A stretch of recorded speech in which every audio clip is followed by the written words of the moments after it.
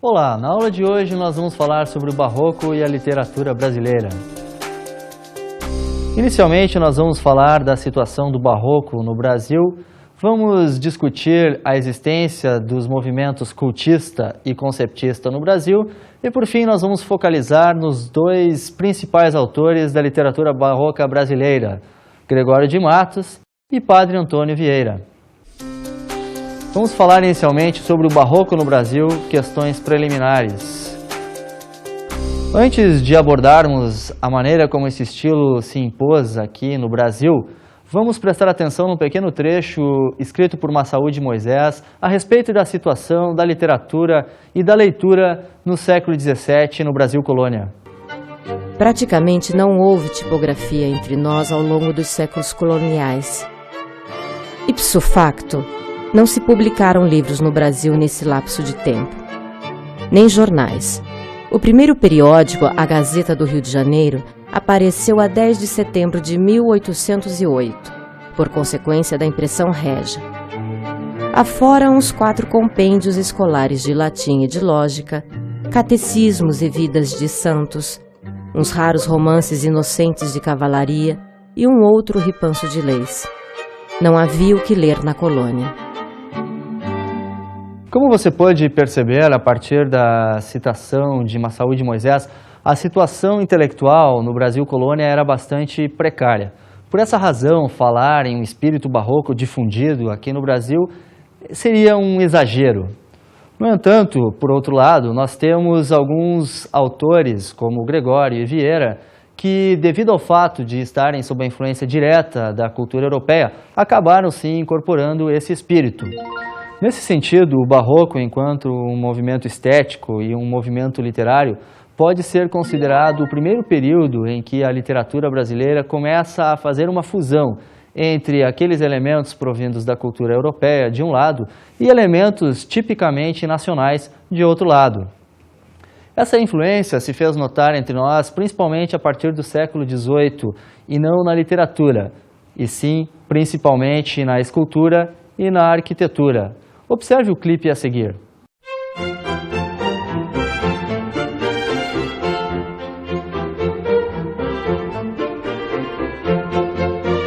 Hoje, a maior herança da arte barroca no Brasil reside principalmente nas ruas e igrejas das cidades históricas de Minas Gerais. Um patrimônio da humanidade que, apesar de sofrer ataques de saqueadores durante os séculos, ainda impressiona por sua beleza. O estilo barroco nas artes brasileiras se impôs principalmente naqueles lugares mais desenvolvidos economicamente no século XVII. De um lado, nós temos algumas manifestações barrocas no Nordeste devido ao poder econômico da cana-de-açúcar, mas o lugar onde o barroco realmente tomou a sua forma mais intensa foi nas Minas Gerais, devido às descobertas de jazidas de ouro e diamante. Minas Gerais possui uma série de igrejas construídas dentro de um estilo que é denominado de barroco colonial. E nesse contexto destacam-se 2 artistas em especial, o Aleijadinho e o mestre Ataíde. Aleijadinho ficou conhecido por suas várias esculturas que ornamentam inúmeras igrejas nas Minas Gerais. Ele incorporou o estilo de deformação típico do barroco e, ao mesmo tempo, incorporou algumas formas que são mais pertinentes a um estilo individual, principalmente o uso de traços retilíneos e pontiagudas, por exemplo, nas faces dos santos e das figuras bíblicas que ele retrata. O mestre Ataíde, por sua vez, ficou mais conhecido pelas decorações das fachadas e de inúmeras janelas de igrejas. De modo geral, a arte de Ataíde também reflete o exagero e a pompa do barroco europeu, sendo geralmente feita de madeira recoberta com uma folha fina de ouro. Nesse sentido, as fachadas e as janelas enfeitadas por mestre Ataíde dão uma impressão de um fulgor e de bastante luz e dourado. Vamos agora ao quadro Fragmentos.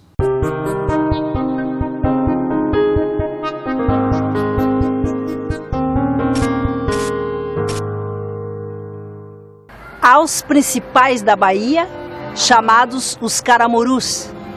A coisa é como ver um paiaiá muito prezado de ser caramuru, descendente de sangue de tatu, cujo torpe idioma é cobepá. A linha feminina é carimá muqueca, pititinga, caruru mingau de puba e vinho de caju, pisado num pilão de pirajá. A masculina é um aricobé, cuja filha Cobé, com um branco paí, dormiu no promontório de Passé. O branco é um marau que veio aqui. Ela é uma índia de maré cobepá, aricobé, cobé, paí. Assim como a escultura e a pintura no século XVIII ligam o estilo europeu com alguns elementos de brasilidade, também na literatura acontece algo muito semelhante. Se nós observarmos o poema que você acabou de ouvir, de Gregório de Matos, Guerra, vamos perceber que o poeta utiliza inúmeros termos que, na verdade, provêm das línguas indígenas. É certo que, de um lado, Gregório pretende ironizar, principalmente os mestiços brasileiros aqui nascidos, que estavam angariando um status social muitas vezes superior ao status da própria aristocracia ao qual Gregório de Matos pertencia. Por outro lado, mesmo pretendendo fazer uma ironia e uma crítica contra essa nova classe social, o fato é que Gregório de Matos é um dos primeiros autores literários brasileiros que incorpora elementos genuinamente nacionais em sua literatura. Didaticamente, os críticos literários costumam fazer uma divisão de 3 fases do barroco brasileiro. Costuma-se dizer que o barroco inicia, na verdade, no início do século XVII, com a obra Prosopopeia de Bento Teixeira, que era um autor pernambucano. No entanto, o barroco brasileiro adquire uma qualidade literária mais expressiva somente a partir da segunda metade do século XVII, com os autores ligados ao estado da Bahia, Gregório de Matos, de um lado, e o padre Antônio Vieira, de outro lado. O final do barroco é caracterizado pelo final do século XVII, mas principalmente pelo início do século XVIII, com a obra Obras Poéticas de Cláudio Manuel da Costa, quando já tem início o arcadismo. Apesar de Bento Teixeira ser historicamente o fundador do barroco no Brasil, sua obra não é vista como de grande valor literário pela maior parte da crítica. O motivo é que ela possui um caráter por demais laudatório. Os melhores representantes do barroco no Brasil são considerados Gregório de Matos, de um lado, e o padre Antônio Vieira, de outro lado. Uma grande parte dos críticos de literatura brasileira consideram Gregório de Matos como um seguidor ou representante do estilo gongorista ou cultista e consideram o padre Antônio Vieira como um seguidor do estilo de Quevedo. Mas, afinal de contas, o que é cultismo e conceptismo? Vamos ouvir na seguinte locução a definição desses dois conceitos. Cultismo, tendência originariamente espanhola, caracteriza-se pela supervalorização da opulência imagística e lexical, pelo uso abundante de metáforas e hipérboles. Conceptismo, caracterizado especialmente pelo logicismo e agudeza do pensamento, concisão, uso intensivo de conceitos, imagens de persuasão racional e etc. Como você pode ver a partir dessas definições, o cultismo se diferencia do conceptismo pelo tipo de recurso retórico e estilístico. No cultismo, predominam principalmente imagens sensoriais ligadas principalmente à visualidade e à sonoridade. Existe um número muito grande de imagens criadas, geralmente para se referir a um mesmo tema ou a um mesmo tópico. Já o conceptismo possui uma influência da filosofia de Tomás de Aquino e principalmente de sua lógica. Por essa razão, o conceptismo faz uso de figuras mais ligadas ao pensamento ou à própria lógica, como paradoxos e outras figuras de retórica. Tem-se afirmado que o barroco brasileiro ficou sob a influência direta do barroco espanhol, principalmente desses dois estilos, principalmente por um fato histórico. Em 1580, Portugal foi anexada à Espanha de Felipe II, tendo permanecido praticamente sob sua vassalagem durante 60 anos. Por essa razão, também as colônias ficaram sob o domínio espanhol. Alguns críticos afirmam que essa influência de Espanha sobre Portugal acabou afetando o barroco brasileiro. Mas será mesmo que nós podemos afirmar que Gregório de Matos é um mero seguidor de Gôngora, ao passo que o padre Antônio Vieira seria um seguidor de Quevedo? Antes de respondermos a essa questão, vamos saber um pouco sobre a vida de Gregório de Matos. Incerta é a data de nascimento de Gregório de Matos, e de exílios caracteriza-se sua vida. Acredita-se que o poeta seja de uma família abastada e tenha nascido no ano de 1636 em Salvador. Jovem, em 1651, viaja para Portugal, onde se forma em Direito pela Universidade de Coimbra. Depois de formado, casa-se com Micaela de Andrade e trabalha alguns anos na magistratura em Portugal. Após a morte de sua esposa, retorna ao Brasil, por volta de 1680, permanecendo aqui pouco tempo. Boêmio, leva uma vida desregrada e satiriza os poderosos da cidade. Casa-se com Maria dos Povos. Devido aos seus poemas, é ameaçado de morte e exila-se em Angola, em 1694. Por muito tempo também não fica por lá. Em 1695, retorna ao Brasil, mas não o deixam morar em Salvador. Vai então morar em Recife, onde falece um ano depois. Odiado por uns, amado por outros, o poeta tão viajado, que ficou conhecido como Boca do Inferno, abrasileirou o barroco importado e é considerado o primeiro grande escritor brasileiro.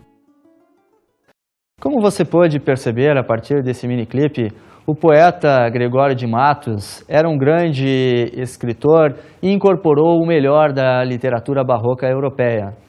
Nesse sentido, não faz jus à poesia de Gregório afirmar que ele é um mero seguidor de Gôngora, porque é verdade que Gregório possui em seus poemas tanto aspectos mais voltados para o cultismo, quanto aspectos voltados para o conceitismo. Gregório fazia um uso intenso de recursos dessas duas escolas para transmitir as suas ideias, sendo que um dos temas que predomina em sua obra é a sátira em relação a personalidades e aos costumes do Brasil na colônia. Talvez justamente pelo fato de ter usado tão intensamente tantos recursos barrocos, o efeito de sua poesia tenha sido tão grande a ponto de lhe ter rendido o apelido Boca do Inferno e mais tarde tê-lo levado a um exílio.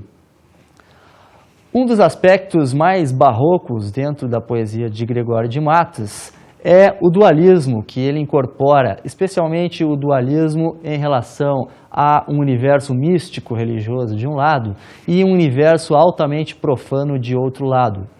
Vamos ver como esse elemento se manifesta a partir de alguns de seus poemas? Se a morte anda de ronda e a vida trota, aproveite-se o tempo e ferva o baco. Haja galhofa e tome esse tabaco. Venha rodando a pipa e ande a bota. Se nós analisarmos apenas esse poema isoladamente dos demais poemas de Gregório de Matos Guerra, teremos a impressão de que o autor é um hedonista, ou seja, que ele prega uma filosofia do puro prazer, segundo a qual nós devemos aproveitar tudo o que a vida nos tem para oferecer, porque afinal de contas, a única coisa certa e que realmente nos espera é a morte. No entanto, Gregório de Matos também possui um veio místico e religioso extremamente forte. Observe como isso se manifesta no próximo poema. Eu sou o Senhor, ovelha desgarrada. Cobrai-me, e não queirais, pastor divino, perder na vossa ovelha a vossa glória. Como você pode perceber a partir da leitura desse poema, aquele tom fortemente hedonista do primeiro poema cede espaço para um misticismo e para uma religiosidade intensa. Esse tipo de contradição só pode ser realmente compreendido à luz de uma concepção barroca, em que o mundano convive com o profano, gerando um sentimento de angústia e melancolia. A maneira como Gregório de Matos aborda o misticismo, especialmente nesse poema, de um lado é carregada de um grande sentimento de culpa, gerado justamente pelo seu apego aos aspectos mundanos da vida. De outro lado, mesmo em seus poemas religiosos, Gregório de Matos possui uma certa marca pessoal. Observe como, nessa estrofe que você acabou de ouvir, Gregório de Matos como que faz uma barganha com Deus, afirmando que ele deve salvá-lo para não perder a sua glória. Em poucos termos, é como se Gregório de Matos estivesse desafiando a Deus. Caso ele não seja salvo, a glória de Deus diminuirá. É um poema bastante ousado para a sua época. Geralmente, a poesia de Gregório de Matos é dividida pelos críticos de literatura a partir de 3 grandes temáticas. São elas a poesia religiosa, a poesia satírica e a amorosa. Nós vamos iniciar agora abordando um pouco mais profundamente a poesia satírica de Gregório de Matos a partir do seguinte poema. Que falta nesta cidade? Verdade. Que mais por sua desonra? Honra. Falta mais que se lhe ponha? Vergonha. O demo a viver se exponha, por mais que a fama exalta numa cidade onde falta verdade, honra, vergonha.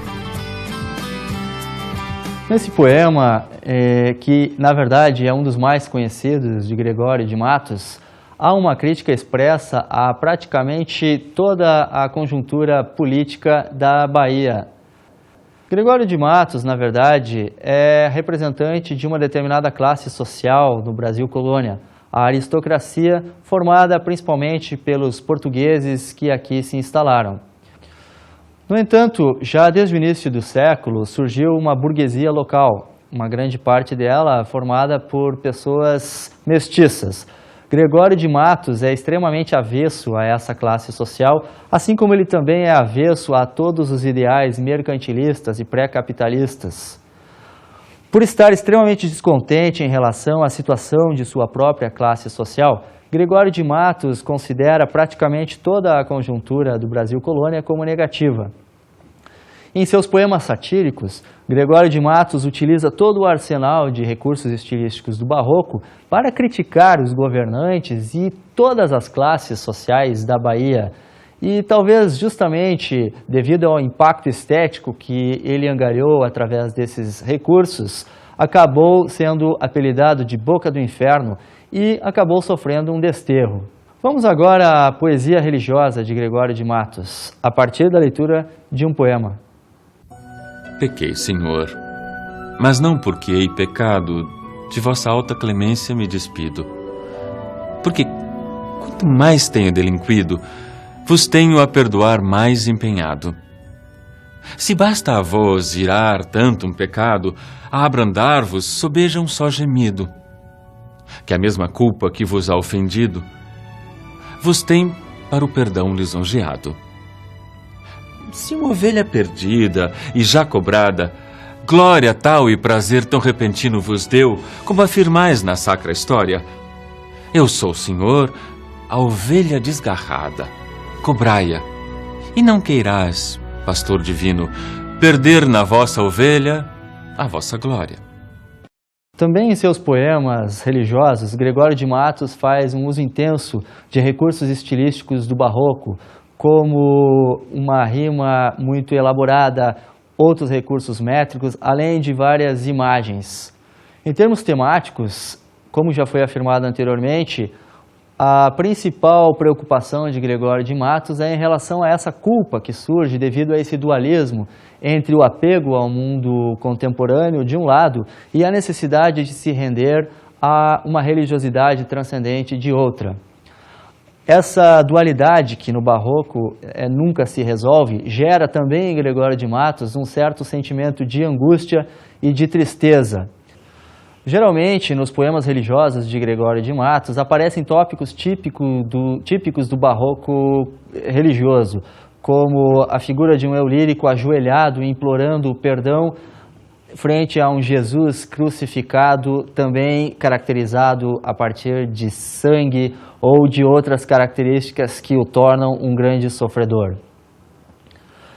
Em suma, nos poemas religiosos de Gregório de Matos, predomina um grande sentimento de culpa e de angústia. Vamos agora à sua poesia amorosa. Também no caso da poesia amorosa de Gregório de Matos, existe um dualismo, que poderia também ser típico do Barroco. De um lado, quando Gregório de Matos se refere a mulheres brancas e principalmente aristocráticas, ele utiliza o arsenal barroco para exaltar essa mulher de uma forma idealizada e quase transcendente. De outro lado, geralmente, quando Gregório de Matos se refere a mulheres mestiças e não aristocráticas, ele utiliza também o arsenal barroco, mas muito de sua ironia e figuras que muitas vezes geram uma grande ambiguidade e chegam às raias da obscenidade. Vamos ouvir agora um poema dedicado a uma mulher aristocrática. Anjo no nome, Angélica na cara. Isso é ser flor e anjo juntamente. Ser Angélica flor e anjo florente? Em quem senão em vós se uniformara? Como você pode perceber, o barroquismo utilizado no poema, principalmente através do eco entre anjo e Ângela, serve para exaltar essa dona Ângela, transformando-a numa mulher idealizada e transcendental. Vamos agora ouvir um poema dedicado a uma mulher que não é aristocrática. Se pica-flor me chamais, pica-flor aceito ser. Mas resta agora saber se, no nome que me dais, meteis a flor que guardais no passarinho melhor. Se me dais este favor, sendo só de mim o pica e o mais vosso, claro fica que fico então pica-flor. Como você pode perceber, esse poema é bastante ambíguo e atravessado por um tom sarcástico e de grande obscenidade. Depois de termos tido essa visão panorâmica sobre a poesia de Gregório de Matos, vamos ao Padre Antônio Vieira. A seguir você terá um belo panorama da vida do Padre Antônio Vieira. Antônio Vieira nasceu em Lisboa em 1608, mas veio com 6 anos para o Brasil. Estudou no Colégio da Companhia de Jesus, em Salvador. Em 1634, é ordenado e se torna professor de teologia e pregador. Em 1641, retorna a Portugal, onde é nomeado orador régio por Dom João IV. Em 1652, Vieira volta ao Brasil e engaja-se em vários projetos políticos e ideológicos. Por sua luta contra o recrutamento de índios para trabalhar como escravos no Maranhão, mas também por ter sido acusado de pregar o messianismo, Vieira acaba sendo expulso do Brasil. É preso em Portugal, depois vai a Roma, anulando o processo da Inquisição. Retorna ao Brasil, onde falece em 1697. A primeira grande questão que nós abordamos quando tratamos da obra de Vieira enquanto literatura é exatamente o seu estatuto literário. Na verdade, a maior parte da obra de Vieira é composta por sermões e por textos que pertencem a gêneros não literários. É possível afirmar que a obra de Vieira pertence ao cânone da literatura brasileira? Para darmos início a essa discussão, vamos ouvir um pequeno trecho do sermão da terceira dominga da Quaresma. O milagre deste dia representa o mistério da confissão perfeita. O mudo fala depois da expulsão do demônio. Na parábola das bodas, o pecador é condenado por não falar. Na parábola do filho pródigo, auto sacramental da confissão, o pecador é condenado antes de falar. As piores confissões, as em que o mudo fala e o demônio fica, como no caso de Judas. A confissão das confissões será a matéria do presente sermão. Como a turba que presenciou o milagre, o autor se admira das confissões mal feitas.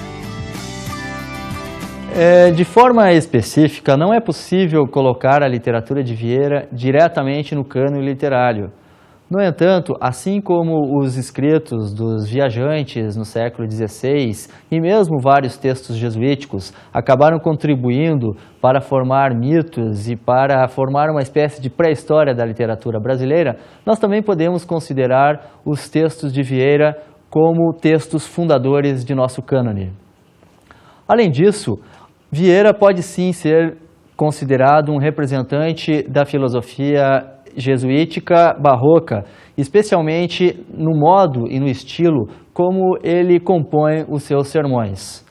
No pequeno trecho que você acabou de ouvir, já deu para ter uma noção de um dos principais recursos retóricos utilizados por Vieira. Ele faz uso principalmente de imagens retiradas da Bíblia para defender os seus argumentos, que muitas vezes são apresentados a partir de silogismos e paradoxos e outros dualismos muito típicos da estética literária do Barroco. No caso do Sermão da Terceira Dominga da Quaresma, nós podemos já ter uma noção de alguns recursos utilizados por Vieira, na medida em que ele retira da Bíblia a imagem de um milagre, de um mudo que passa a falar, e também a imagem da parábola do filho pródigo. Vieira utiliza essas imagens, na verdade, para construir a sua argumentação. O que chama a atenção na retórica de Vieira, no entanto, é o fato de que o autor não adere completamente ao barroco cultista, que era muito mais típico de uma outra ordem religiosa, a saber, a ordem dos dominicanos. De fato, nos sermões de Vieira, você encontrará recursos muito típicos do cultismo e também recursos muito típicos do conceptismo.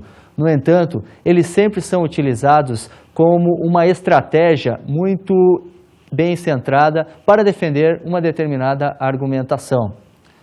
Você já deve ter percebido que, na verdade, Vieira está representando o típico barroco jesuítico, que faz um uso meio que parasitário da estética barroca para, no fundo, transmitir uma determinada ideologia, a saber, a ideologia cristã e principalmente catequética. De fato, essa ideologia jesuítica fica muito evidente, principalmente no Sermão da Sexagésima, em que Vieira chega a combater e a rejeitar diretamente o estilo cultista, praticado principalmente pelos dominicanos. Vejamos agora um pequeno trecho do Sermão da Sexagésima, justamente onde Vieira critica diretamente o estilo cultista. Este desventurado estilo que hoje se usa, os que o querem honrar chamam-lhe culto, os que o condenam chamam-lhe escuro, mas ainda lhe fazem muita honra. O estilo culto não é escuro, é negro, e negro boçal e muito cerrado. É possível que somos portugueses e havemos de ouvir um pregador em português e não havemos de entender o que diz? Na verdade, a crítica que Vieira dirige ao cultismo, indiretamente, é uma crítica que se dirige à própria ordem dominicana, que havia incorporado essa estética de Gôngora de uma forma muito intensa. O principal problema, segundo Vieira, a respeito desse tipo de recurso, é que, devido ao excesso de ornamentação estilística do discurso, e principalmente de um sermão, ocorre o perigo de que a plateia não preste atenção realmente nos conteúdos e nos argumentos que o pregador pretende transmitir e simplesmente passe a se deleitar com esses vários efeitos imagéticos e sonoros. É principalmente devido a essas fortes críticas que Vieira desenvolveu contra o cultismo que ele foi denominado por muitos críticos como um conceptista.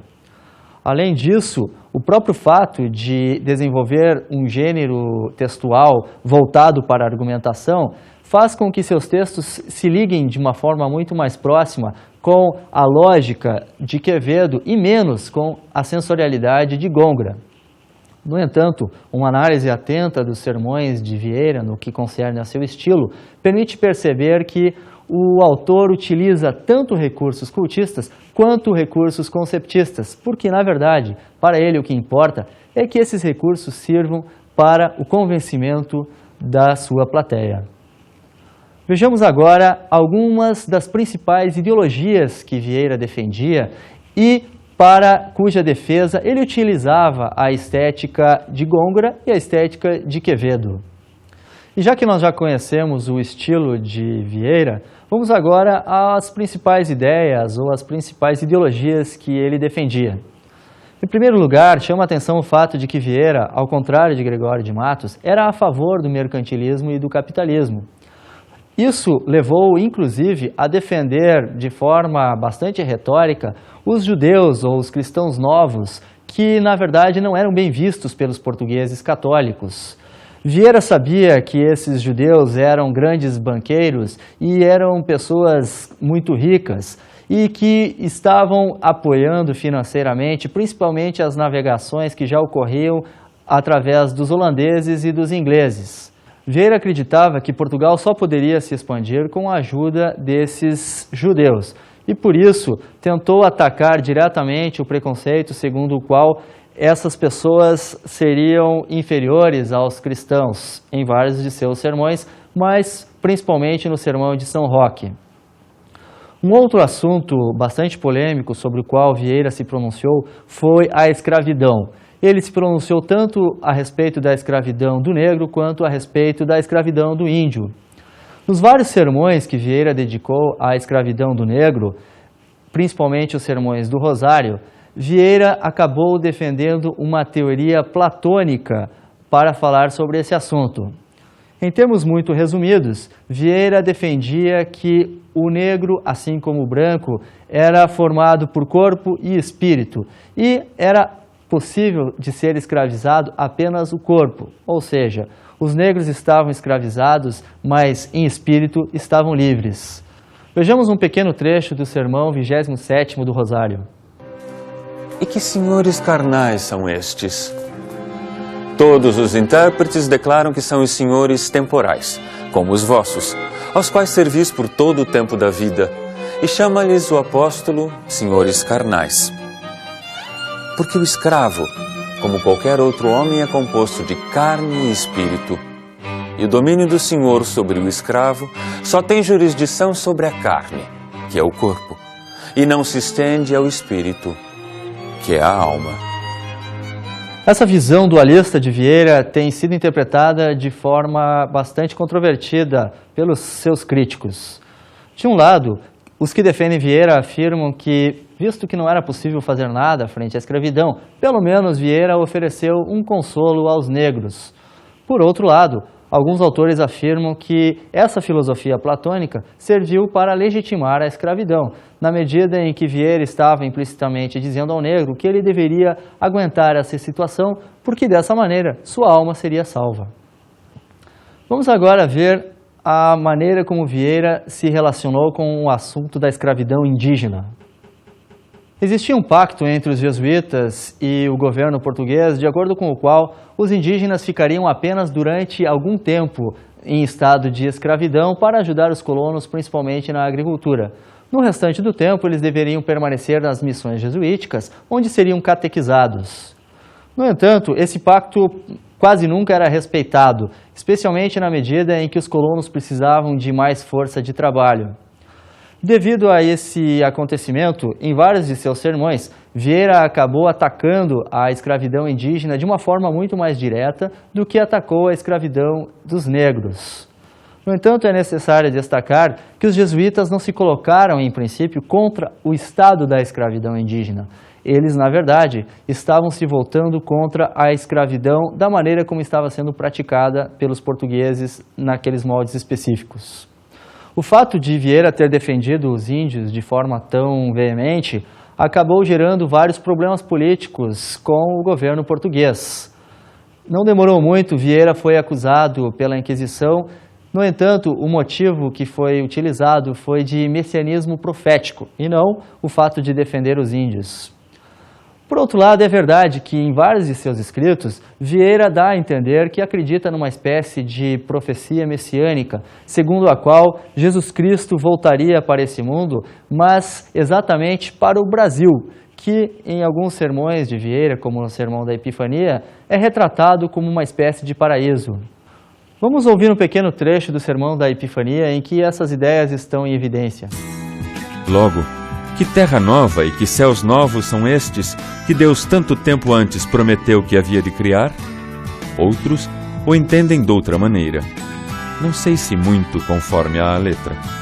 Eu, seguindo o que ela simplesmente soa e significa, digo que esta nova terra e estes novos céus são a terra e os céus do mundo novo, descoberto pelos portugueses.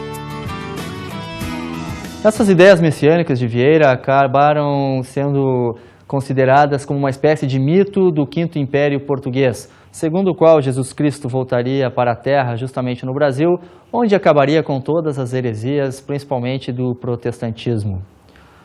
Vieira acabou sendo absolvido pela Inquisição, provavelmente devido a seus fortes laços políticos que mantinha na Europa. Vamos agora ao nosso café literário.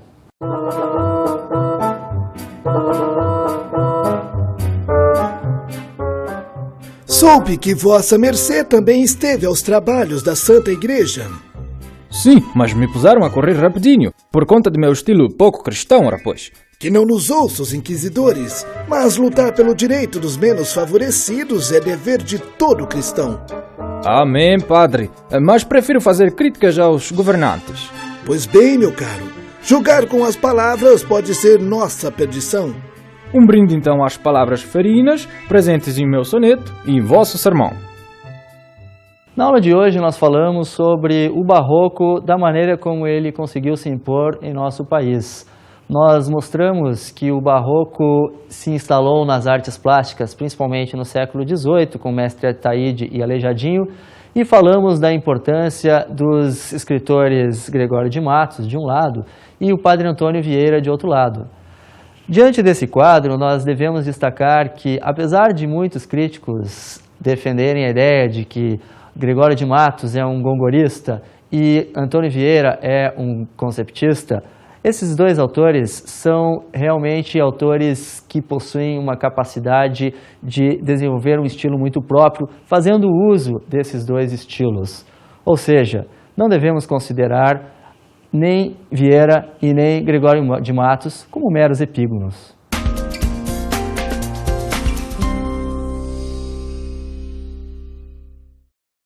A minha primeira dica de estudos de hoje é o livro de Afrânio Coutinho, A Literatura no Brasil, Era Barroca, Era Neoclássica, editado pela Global. Nesse livro, você deverá ler apenas o capítulo sobre o Barroco, em que você encontrará um panorama bastante amplo dos preceitos estéticos do Barroco e dos principais autores, tanto na Europa quanto no Brasil.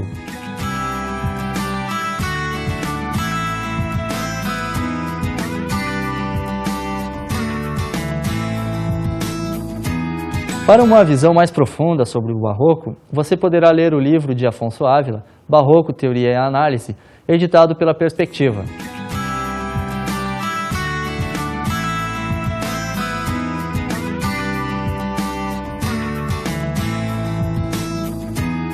Nele você encontrará vários ensaios sobre o Barroco europeu, o Barroco brasileiro, o Barroco latino-americano e inclusive sobre o Barroco mineiro.